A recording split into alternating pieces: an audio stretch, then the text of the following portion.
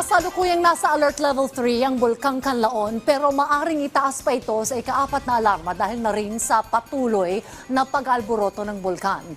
Kaugnay nito, ilang pamilya na ang apektado at nananatili sa evacuation centers. Ang detalye sa report ni Rod Lagusad. Hindi pa rin inaalis ng PHIVOLCS ang posibilidad na itaas sa Alert Level 4 ang Kanlaon Volcano. Kasunod na rin ang pagiging aktibo ng bulkan sa mga nakaraang araw kabilang na nitong bisperas at araw ng Pasko. Kapag Alert Level 4, we're looking at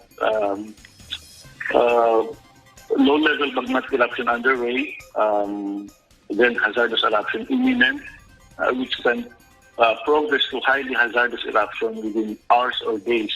Sa ganitong sitwasyon, maaaring palawakin pa ang danger zone hanggang 10 kilometro o higit pa. Sa kasalukuyan, nasa Alert Level 3 ang Kanlaon kung saan posible ang hazardous eruption sa mga susunod na linggo. Ayon sa PHIVOLCS, sa nakaraang 24 na oras ay nakapagtala ng 2 ash emission kung saan umabot sa 400 meters ang pinakamataas. Naitala din ang 20 volcanic earthquakes. Habang higit 6,000 tons per day naman ang naitalang sulfur dioxide kahapon, mas mataas ito kumpara noong December 24. Paliwanag ni Bacolcol, may 3 senaryo silang tinitingnan. Mabagal ang pag-angat ng magma at aagos lang sa bunganga ng bulkan na mas matagal mangyari pero mas kaunti ang pinsala. Pangalawa, ang mabilis na pag-akyat ng magma. Dito ay posible ang pagkakaroon ng explosive eruption kung saan maaring magkaroon ng pyroclastic density current na mas mapanganib. Pangatlo, tumigil ang aktibidad nito at posibleng ibaba na ang alert level. Normally, ang observation natin dito, dapat consistent na pagbaba will be at least 1 month. Yun yung tinitingnan natin.